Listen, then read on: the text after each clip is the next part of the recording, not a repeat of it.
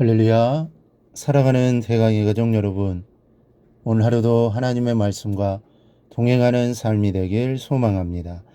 오늘 함께 나눌 하나님의 말씀은 열왕기상 18장 16절에서 22절 말씀입니다. 요바다가 가서 아합을 만나 그에게 말하매 아합이 엘리야를 만나러 가다가 엘리야를 볼 때에 아합이 그에게 이르되 이스라엘을 괴롭게 하는 자여 너냐? 그가 대답하되 내가 이스라엘을 괴롭게 한 것이 아니라 당신과 당신의 아버지의 집이 괴롭게 하였으니 이는 여호와의 명령을 버렸고 당신이 바알들을 따랐습니다. 그런즉 사람을 보내 온 이스라엘과 이세벨의 상에서 먹는 바알의 선지자 450명과 아세라의 선지자 400명을 갈멜산으로 모아 내게로 나아오게 하소서. 아합이 이스라엘의 모든 자손에게로 사람을 보내 선지자들을 갈멜산으로 모으니라.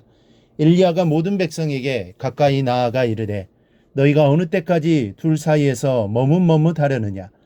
여호와가 만일 하나님이면 그를 따르고 바알이 만일 하나님이면 그를 따를지니라 하니 백성이 말 한마디도 대답하지 아니하는지라. 엘리야가 백성에게 이르되 여호와의 선지자는 나만 홀로 남았으나 바알의 선지자는 450명이로다. 아멘. 지금으로부터 약 2900여 년 전에 지구의 한 모퉁이에서 살벌한 싸움이 벌어졌습니다.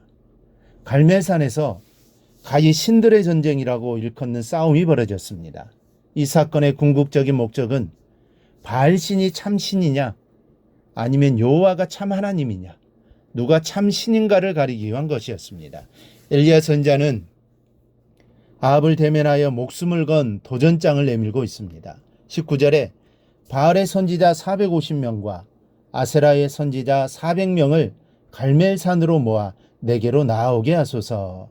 지금 그는 850대 1로 싸우겠다는 도전장을 보낸 것입니다. 2대 1로 싸우는 것도 벅찬 편에 850대 1로 싸우자는 제의를 하고 있으니 어처구니 없는 싸움이 아닐 수 없습니다. 그런데 아합은 엘리야의 도전장을 흔쾌히 받아들였습니다. 20절에 보면 아합이 이에 이스라엘의 모든 자손에게로 사람을 보내 선자들을 갈멜산으로 모으니라 하고 했고, 그 중에 엘리야와 싸울 사람은 바알의 선지자 450명만 선출했다는 것을 우리가 22절을 보면 알 수 있습니다. 이런 모습을 통해 그 당시 우상 숭배가 얼마나 팽배했는가를 알 수 있습니다. 수없이 많은 바알과 아세라 선지자들이 있었던 것입니다.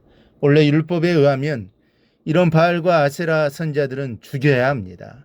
살려두어서는 안 됩니다. 그런데 그들이 살아있고 활개치고 있다는 것은 그 당시 시대상을 말해줍니다. 아마도 아합의 생각으로는 450명만 있어도 엘리야를 능히 이길 수 있을 것이라고 생각했던 것 같습니다. 이제 엘리야 선지자에게는 절대 절명의 순간이 다가온 것입니다. 일대 엘리야는 모든 백성을 향해 호소했습니다. 엘리야가 모든 백성에게 가까이 나아가 이르되 너희가 어느 때까지 둘 사이에서 머뭇머뭇하려느냐.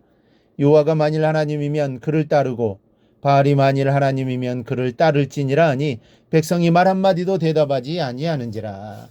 지금 백성들은 하나님도 섬기고 바알신도 섬기고 있다는 말입니다.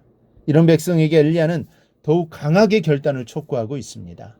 여호와가 만일 하나님이면 그를 따르고 바알이 만일 하나님이면 그를 따를지니라. 이 말은 너희가 하나님과 바알의 중간에서 혼합주의적인 삶을 살지 말고 바알을 섬기던가 아니면 바알을 버리고 하나님을 섬기던가 둘 중에 하나를 선택하라는 뜻입니다.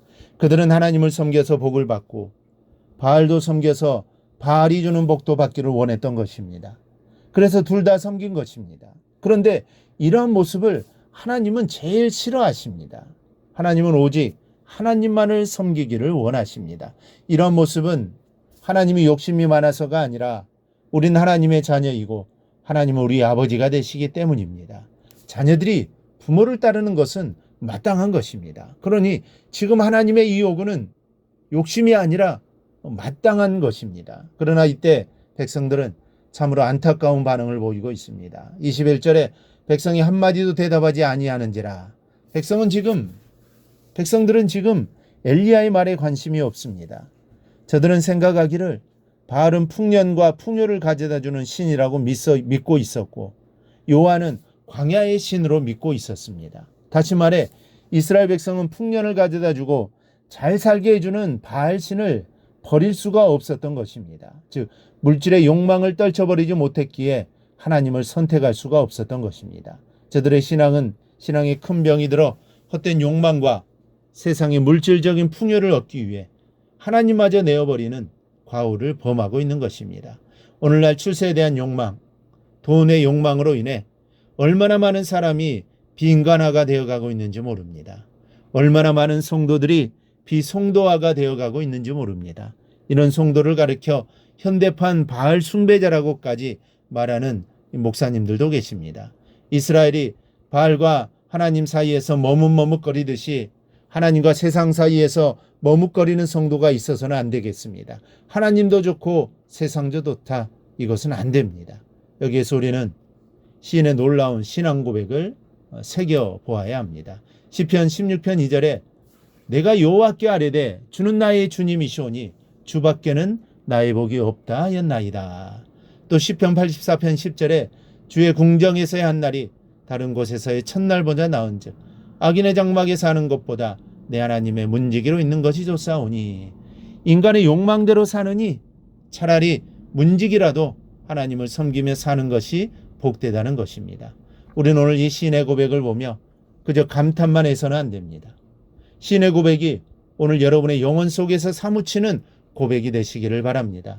세상 것으로 인해 주님을 버리는 불행이 없도록 오직 십자가를 든든히 붙잡고 나아가는 여러분이 되시기를 주님의 이름으로 축원합니다. 오늘 묵상한 말씀을 굳게 잡고 삶으로 실천하며 살아내는 대강의 모든 성도들이 되기를 축복합니다.